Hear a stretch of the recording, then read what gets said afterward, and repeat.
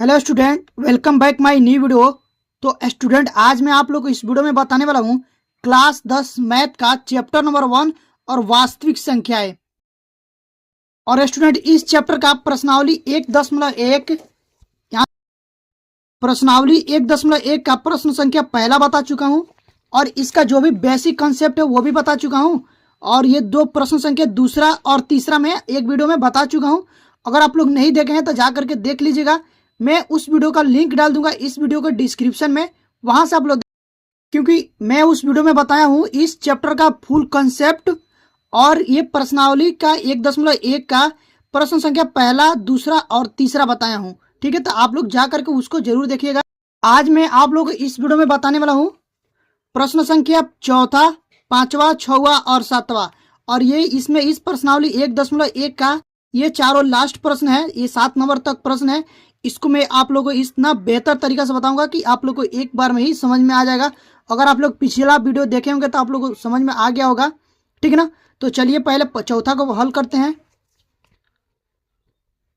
तो यहां से देखिए मैं लिख लिया हूं कॉपी पर। ये जो आप लोग को चौथा नंबर जो प्रश्न देखिए दिया है कि HCF 306,657 बराबर 9 दिया है। LCM 306 और 657 ज्ञात कीजिए। कहने का मतलब ये दो संख्या है। पहला जो संख्या वो दिया 306, दूसरा जो संख्या दिया है वो 657 दे दिया है। इन दोनों संख्याओं का HCF जो दे दिया है वो 9 दे दिया है।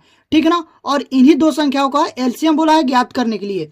तो सबसे पहले हम लोग क्या करेंगे, यहां पर लिखेंगे हल। ठीक है, जो दिया है पहले उसको लिख लेते हैं। देखो दिया क्या है, लिखते हैं दिया है। अब देखिए पहला संख्या दे दिया है,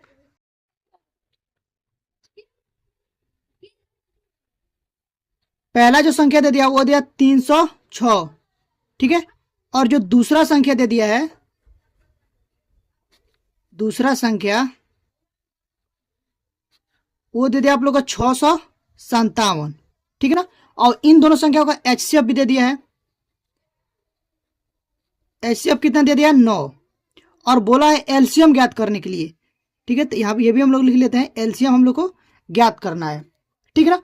अब देखिए इनमें दोनों में संबंध होता है। यहां से लिखिएगा, चूंकि होता है कि दो संख्याओं का गुणनफल, दो संख्याओं का गुणनफल बराबर होता है LCM गुणा HCF। LCM गुणा HCF। ठीक है ना। अब हम इसमें मान भरेंगे। देखो दो संख्याओं का गुणनफल बोला है, तो पहला संख्या कितना है, वो है 306। यहां से लिखते हैं 306 और गुणनफल है तो इसमें गुणा कराएंगे 657। ठीक है ना। बराबर LCM तो हम लोग को ज्ञात करना है, तो LCM का ऐसे ही LCM लिख दो। और जो HCF दे दिया वो दे दिया 9। पहला हम इसको पहले इसको लिख लेते हैं इस साइड और इसको इस साइड लिख लेते हैं। तो यहां से लिख लेते हैं LCM गुणे 9 बराबर 306 गुणे 657। ठीक है ना। अब देखो हम लोग को LCM ज्ञात करना है, तो पहले LCM को इधर ही लिखो। अब ये देखो ये जो आप लोग को 9 है इधर गुणे में है, इधर का क्या हो जाएगा, भागे में हो जाएगा। तो यहां से लिखेंगे 306 गुणे 657। ठीक है ना। और बटे में क्या आ जाएगा, 9। अब देखिए इसको काटेंगे, यहां से जाएगा 9 एकम 9। ये देखो 9 3 27, 30 में से 27 घटेगा तो कितना बचेगा, 3। ठीक है ना। ये हो गया 36 हो गया। 9 चौको 36, 34 बार में कट गया। तो यहां से हो जाएगा 34 गुणे 657। जब 34 और 657 में हम जब गुणा कराएंगे तो ये आप लोग आएगा 22,338। आप लोग इसका गुणा करा कर देख लीजिएगा, नहीं तो मैं यहाँ पर देखो यहाँ पर सामने करा भी दे रहा हूँ ताकि आप लोग को डाउट ना हो। यहाँ पर लिखेंगे 657 और यहाँ पर लिखिए 34। ठीक है। अब गुणा कराइए, 7 चौको 28 का 8, हाथ में आया 2 और 5 चौको 20 और 2 22 का 2,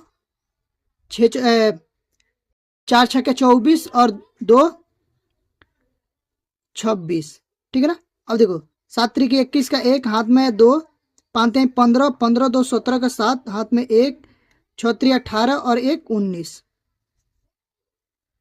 यहाँ से हो जाएगा 8 और यहाँ से हो जाएगा 2 1 3, 7 6 13 का 3, हाथ में 1, 9 2 11, 1 12 का 2 और 1 1 2। आ गया ना 22,338। तो वो यहाँ पर हम लोग लिख देंगे 22,338। तो एलसीएम बराबर क्या हो जाएगा, एलसीएम बराबर 22,338। इसको क्या करेंगे, डब्बे में बंद कर लेंगे। ठीक है ना, और यही आप लोग का आंसर हो गया। यहां पर आप लोग को चौथा नंबर जो प्रश्न था वो हल हो गया है। उम्मीद करता हूं कि आप लोग को समझ में आ गया होगा। ठीक है ना, तो अगर समझ में आ गया है तो प्लीज़ यार वीडियो को लाइक करिए, और हमारे चैनल पर पहली बार विजिट किए हैं तो चैनल को सब्सक्राइब करके बेल आइकन को प्रेस कर दीजिएगा, ताकि जो भी वीडियो डालूं उसका नोटिफिकेशन आप लोग के पास तुरंत पहुंचे और आप लोग तैयारी अच्छे से हो पाए। ठीक, अब चलिए स्टूडेंट चलते हम लोग अगले प्रश्न पर, जो कि अगला आप लोग का प्रश्न है। देखो 5 नंबर प्रश्न, ये प्रश्न दिया है, जांच कीजिए कि क्या किसी प्राकृत संख्या n के लिए संख्या 6n अंक 0 पर समाप्त हो सकती है। देखो प्रश्न को पहले अच्छे से हम लोग समझेंगे, प्रश्न में क्या बोला है। चलिए प्रश्न को हम लोग एक बार और पढ़ते हैं। प्रश्न दिया कि जांच कीजिए कि क्या किसी प्राकृत संख्या n के लिए संख्या 6n अंक 0 पर समाप्त हो सकती है। कहने का मतलब ये है ना कि यहाँ पर देखो ये जो पावर आप लोग दिया 6n, यानी कि हम लोग एक कोई भी प्राकृतिक संख्या लेना है। जैसे मान लीजिए कि मैं प्राकृतिक संख्या 1 2 3 4 5 6 7 8 और 9 इसको रखेंगे n के जगह पर। तो यहाँ पर देखिए n के जगह पर जब 1 रखते हैं तो कितना आता है 6, ये तो 6 आ गया। ठीक है ना, जो कि ये 0 पर नहीं समाप्त हुआ। फिर n के जगह हम 2 रखते हैं तो कितना हो जाएगा 6 के 36 आ गया। ठीक है, फिर n के जगह हम 3 रखते हैं तो कितना आ जाएगा, यहाँ पर देखो 6 गुणे 6 गुणे 6। इसको जब हल करेंगे 6 के 36, 36 छके, अब देखो 36 छके 6 के 36 का 6, हाथ में 3, 6 3 18 और 3 21। कितना पर समाप्त हो रहा है 206। यानी कि इसका जो आखिरी में आ रहा है कितना आ रहा है 6 आ रहा है, सॉरी 216 आ गया। तो आखिरी का जो आया वो 6 आया। ठीक है ना, फिर देखते हैं 6 यानी कि n के जगह पर 4 रखते हैं तो इसको तो करेंगे यहाँ पर हो जाएगा आप लोग को 6 गुणे 6 गुणे 6 गुणे 6। तो ये कितना था 3 बार में 1600 216। इसमें भी 6 से गुणा करेंगे तो ये हो जाएगा 6 का 36, हाथ में आया 3, 6 कम 6 और 3 9। ठीक है ना, 6 दूना 12। यानी कि कहने का मतलब देखो ये लास्ट का संख्या कितना आ रहा है 6 आ रहा है। यहाँ पर भी 6 आया, यहाँ पर भी 6 आया, और यहाँ पर भी 6 और यहाँ पर भी 6। ये जो कि 0 नहीं हो रहा है। 0 पर कब समाप्त हो गए, जैसे कि मान लो ये 10 है। ठीक है ना, तो ये 0 पर समाप्त हो रहा है। ये 20 है, ये भी 0 पर समाप्त हो रहा है। ठीक है ना, कोई संख्या में मान लो 30 ले लेते हैं, ये भी 0 पर है, और 40 है, ये भी 0 पर है। ठीक है ना, और 210 है, ये भी आप लोग को 0 पर समाप्त होता है। तो ये संख्या 0 पर कब समाप्त होगी, जब ये 0 पर समाप्त हो रही है। तो इसका हम लोग पहले अभाज्य गुणनखंड करते हैं। तो जब 10 का आप लोग अभाज्य गुणनखंड करोगे तो ये जाएगा 2 से, 5 दूना 10, फिर जाएगा 5 से। तो जब 10 का गुणनखंड करते हैं तो कितना मिलता है 2 इंटू 5, यानी कि आप लोग को 2 इंटू 5 आ रहा है। फिर 210 को करते हैं। देखो 210 को जब गुणनखंड करेंगे तो यहाँ से करेंगे 2 से, 2 एकम 2। ठीक है ना, और ये हो जाएगा 0, 5 दूना 10। ठीक है ना, फिर करेंगे 5 से, 5 दूना 10, 5 एकम 5। फिर कितना से करेंगे 3 से, 7 त्रिकी 21। तो इसमें भी आप लोग देखते होंगे कि इसका जो अभाज्य गुणनखंड आ रहा है वो आ रहा है 2 गुणे 5 गुणे 3 गुणे 7। यानी कि ये जब संख्या 0 पर तभी समाप्त होगी जब उस संख्या का अभाज्य गुणनखंड कम से कम उसमें 2 और 5 आना चाहिए। 2 और 5 आना अनिवार्य है, तभी वो संख्या 0 पर समाप्त होगी। तो ठीक है ना, आई होप कि इतना आप लोग को समझ में आ गया होगा। अब देखिए हम यहाँ पर लिखते हैं, ये जो आप लोग का काम होता है वो रफ कार्य है। ठीक है ना, अब देखिए यहाँ पर हम लोग लिखना है हल। ठीक है ना, और इसमें हम लिखेंगे कोई भी संख्या, कोई भी संख्या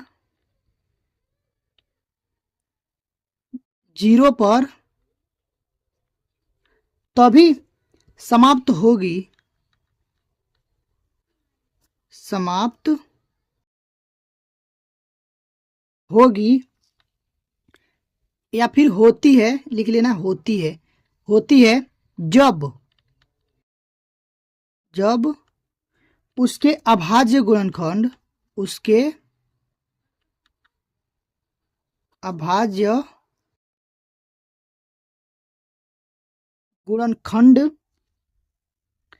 अभाज्य गुणनखंडों में 2 और 5, कितना 2 और 5 अनिवार्य रूप से आना चाहिए, 2 और 5 अनिवार्य रूप से आना चाहिए। ठीक है ना। अब देखिए रूप से आना चाहिए, फिर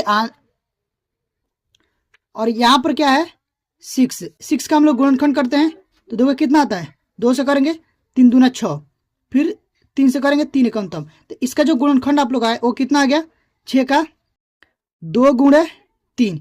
इसमें देखो 2 तो आया लेकिन 5 नहीं आया है, 2 आया है लेकिन 5 नहीं आया है, तो ये जो संख्या आप लोग होगा 6 के पावर n, यानी कि इसका गुणनखंड कितना होगा 2 गुणे 3 के पावर यहाँ से n, यानी कि ये जो रूप आप लोग आया ये 2 गुणे 5 के रूप में नहीं आया है।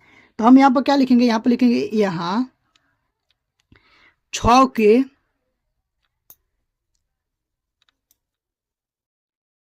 अभाज्य गुणनखंड,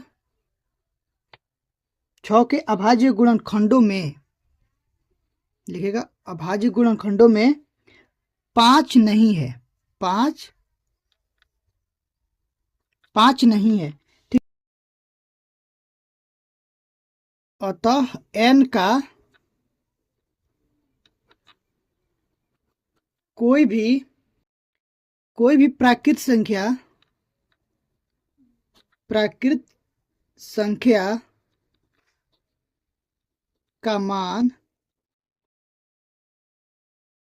ऐसा नहीं है जो 0 पर समाप्त हो सके, जो 0 पर या ऐसा नहीं, ऐसे लिखेगा जिसके लिए, अरे यार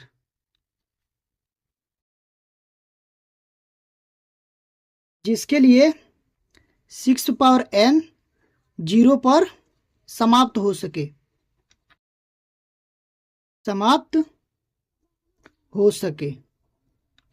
ठीक है ना। तो इस तरह से ये वाले प्रश्नों को आप लोग को हल करना है। तो आई होप कि आप लोग को समझ में आ गया होगा। तो अब हम लोग चलते हैं अगले वाले प्रश्न पर, जो कि प्रश्न संख्या है 6।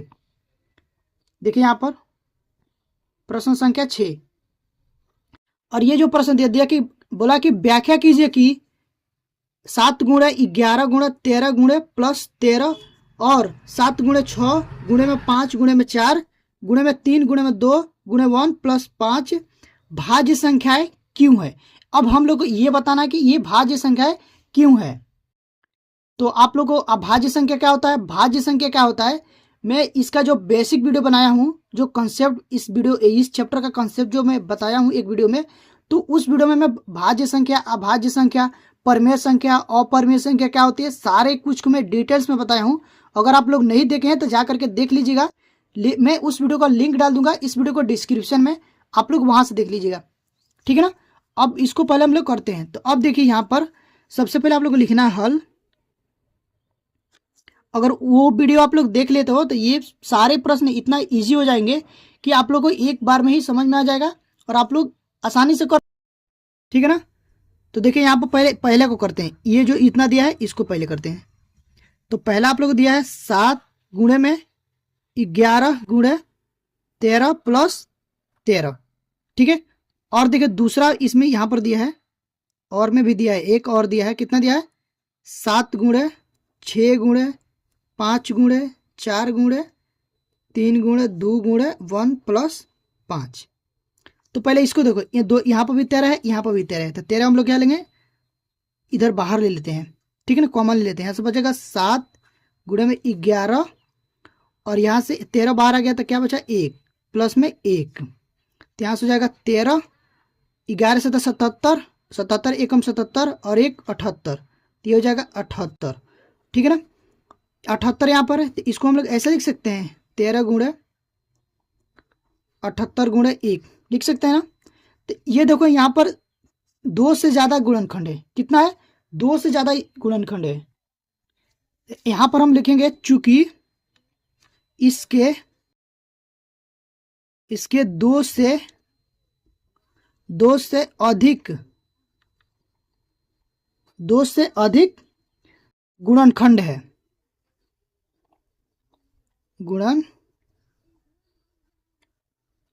इसलिए ये संख्याएं भाज्य संख्याएं हैं। अब देखो गाइस, इसका जो दूसरा दिया था उसको करेंगे।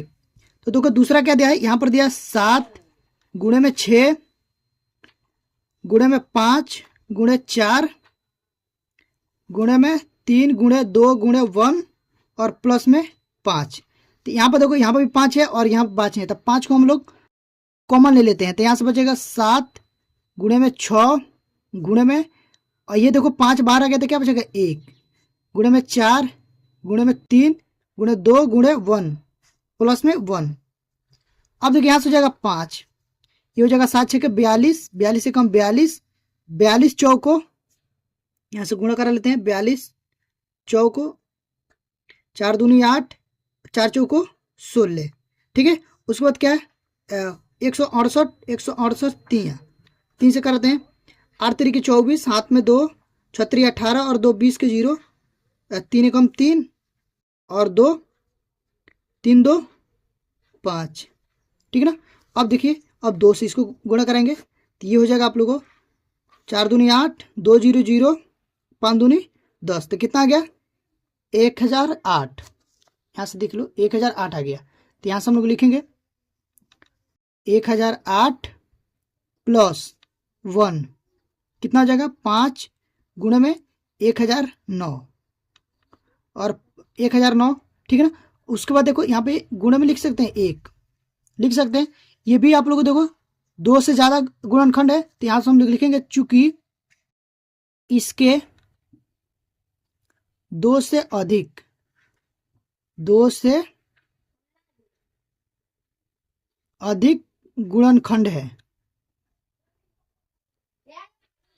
गुणनखंड है, इसलिए ये संख्याएं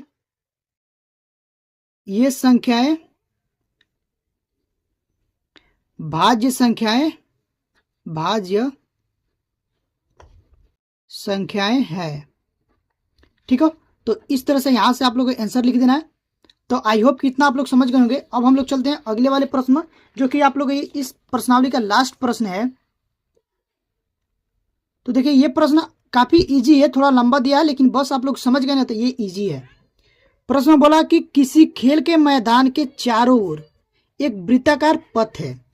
एक खेल का मैदान है, पहले पढ़ देता हूं उसके बाद आप लोग को समझाऊंगा। पथ है, इस मैदान का एक चक्कर लगाने में सोनिया को 18 मिनट लगते हैं, जबकि इसी मैदान का एक चक्कर लगाने में रवि को 12 मिनट लगते हैं। मान लीजिए कि ये दोनों एक ही स्थान और एक ही समय पर चलना प्रारंभ करके एक ही दिशा में चलते हैं। कितने समय बाद पुनः प्रारंभिक स्थान पर मिलेंगे। अब देखिए प्रश्न क्या बोल रहा है कि एक मैदान है, देख रहे हैं ना, और उसमें एक ट्रैक, रनिंग ट्रैक बनाया गया है राउंड सर्कल में। ठीक है ना। यहां से देखिए एक मैदान है, बोला क्या है कि एक किसी खेल के मैदान के चारों ओर एक वृत्ताकार पथ बनाया गया है। ठीक है ना, वृत्ताकार, वृत्त कैसा गोल के आकार का होता है, तो वृत्ताकार पथ बनाया गया है। ठीक है ना। तो यहां से देखिए एक पॉइंट, ये प्रारंभिक पॉइंट मान लेते हैं यहां पर। ठीक है ना। तो यहां से देखो सोनिया भी इधर से जा रही है, सोनिया को हम लोग एस से दिखाते हैं, और मान लो यहां से रवि भी जा रहा है, रवि को आर से। तो ये लोग एक ही स्थान से और एक ही समय पर भागना प्रारंभ करते हैं। ठीक है ना। तो यहाँ पर जो क्या दिया कि सोनिया को 18 मिनट लगते हैं, जबकि एक चक्कर लगाने में, एक चक्कर क्या है, यहाँ से ये सोनिया दौड़ेगी और ऐसा ऐसा करके यहाँ पर आएगी, तो इसको कितना लगता है 18 मिनट लगते हैं। सोनिया को 18 मिनट लगते हैं। इसी मैदान को एक चक्कर लगाने में रवि को 12 मिनट लगते हैं। तो रवि जब यहाँ से आएगा ना, यहाँ से, तो यहाँ से जब आता है तो इसको 12 मिनट लगते हैं। कितने मिनट? 12 मिनट। तो मान लो ये सोनिया है, सोनिया लिख देते हैं। सोनिया जब एक चक्कर लगाती है, एक चक्कर, तो उसको कितना मिनट लगते हैं? 18 मिनट। जब सोनिया दूसरी चक्कर लगाएगी, दूसरी चक्कर, तो उसको कितना लगेगा? 18 दूना 36 मिनट। ठीक है ना? ठीक उसी बार जब वो तीसरा चक्कर लगाएगी, तीसरा जब चक्कर लगाएगी तो कितना टाइम लगेगा उसको? 54 मिनट। ठीक है ना? उसी प्रकार से रवि को देखो, रवि जब वो पहला चक्कर लगाता है, एक चक्कर, तो उसको कितना टाइम लगता है? 12 मिनट। और जब वो दूसरा चक्कर लगाएगा, जब वो दूसरा चक्कर लगाए तो उसको कितना लगेगा? 24 मिनट। फिर जब वो तीसरा चक्कर लगाएगा तो उसको कितना लगेगा? 36 मिनट। अब देखो प्रश्न में यही बोला था कि वो कब पुनः प्रारंभिक स्थान पर मिलते हैं। यहाँ पर देखो दिया है कि कितने समय बाद वे पुनः प्रारंभिक स्थान पर मिलते हैं। तो देखो जब ये रवि का जब 36 मिनट पूरा होगा तो वो प्रारंभिक स्थान पाएगा, और यहाँ पर देखो यहाँ पर भी 36 मिनट लगते हैं। यानी कि जब सोनिया 2 चक्कर लगाएगी तो, और ये 3 चक्कर लगाएगा, तो यहां से आप वो प्रारंभिक स्थान पर मिलेंगे। इतना समझ गए? उसके बाद देखिए इसको हम लोग क्या निकालना है? एलसीएम निकालना है। क्या निकालना है? दोनों का एलसीएम निकालना है। तो अब देखिए यहां पर हम लोग लिखेंगे हल, और ये जो मैं आप लोगों को बताया हूं, ये रफ कार्य के लिए समझाने के लिए बताया हूं। इसको आप लोग अगर लिख रहे हैं तो लिखिएगा मत। ठीक है ना? तो हम लोग क्या करेंगे? पहले देखो क्या दिया है? 18 और 12 का एलसीएम निकालेंगे। पहले इसका एलसीएम निकालेंगे। तो एलसीएम निकालने के लिए क्या करेंगे? इसको हम लोग पहले फैक्टर करेंगे। 18 को 2 बार में जाएगा, 9 दूना 18, फिर 3 बार में जाएगा, 3 तिरिकी 9, फिर 3 बार में 3 एकम 3। उसके बाद 12 को करेंगे फैक्टर, तो हो जाएगा 2 से 6 दूना 12, फिर 3 से 3 दूना 6, या फिर 2 से, सॉरी पहले 2 से कर सकते हैं तो भी यही होगा। ठीक है ना? अब 2 से कर लो 1। अब देखिए क्या हो जाएगा, यहाँ से आप लोग हो जाएगा 18 बराबर 2 गुणे 3 गुणे 3 गुणे में 1। फिर हो जाएगा आप लोग को 12 बराबर 2 गुणे 3 गुणे 2 गुणे 1। अब देखिए एलसीएम कैसे निकालते हैं? एलसीएम बराबर आप लोग होता है जो दोनों में उसको एक बार, ये भी दोनों में है, ये भी दोनों में है, इसको एक बार लिखो। 2 गुणे 3, क्या नहीं है उसको भी लिख लेते हैं। तो 3 नहीं है और 2 नहीं मिल रहा है, तो इसको भी एक बार हम लोग लिख लेंगे। ठीक है? अब देखिए ये हो जाएगा 3 दूना 6, 36 18, 18 दूना 36। तो जो एलसीएम आप लोग आएगा वो कितना आएगा? 36 आएगा। एलसीएम कितना आएगा? 36। तो ये कितने मिनट के बाद? 36 मिनट बाद मिलते हैं। कितने मिनट बाद? 36 मिनट बाद पुनः प्रारंभिक स्थान पर मिलते हैं। तो यहाँ पर लिखेंगे हम, अतः सोनिया और रवि, सोनिया एंड रवि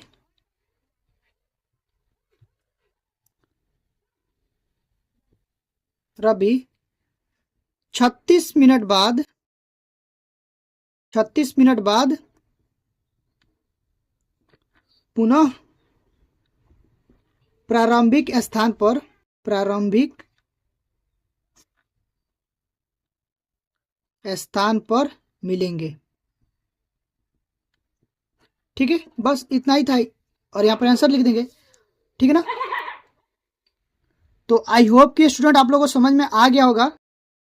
तो स्टूडेंट अगर आप लोगों को ये वीडियो पसंद आई है और प्रश्न जो बताया हूँ अगर आप लोगों को समझ में आया है तो प्लीज़ वीडियो को लाइक करिएगा, और हमारे चैनल पर पहली बार विजिट किए हैं तो चैनल को सब्सक्राइब करके बेल आइकन को प्रेस कर दीजिएगा, ताकि जो भी वीडियो डालूं उसका नोटिफिकेशन आप लोग के पास तुरंत पहुंचे और आप लोग तैयारी अच्छे से हो पाए।